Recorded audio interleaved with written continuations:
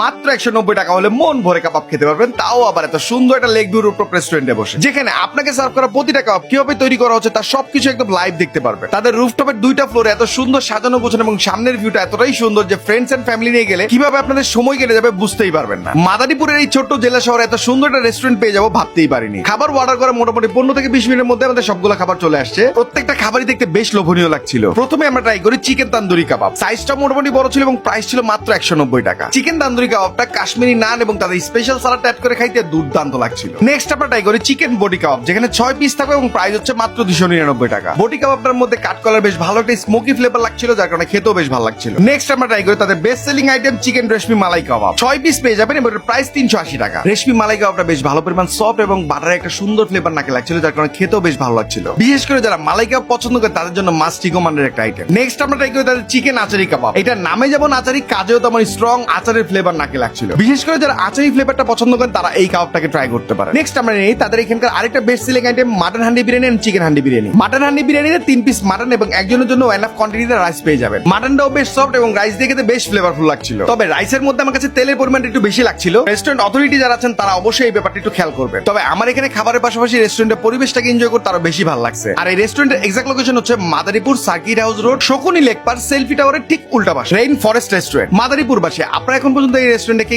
গিয়েছেন, আপনাদের কাছে কেমন লেগেছে অবশ্যই কমেন্ট করে জানাতে ভুলবেন না।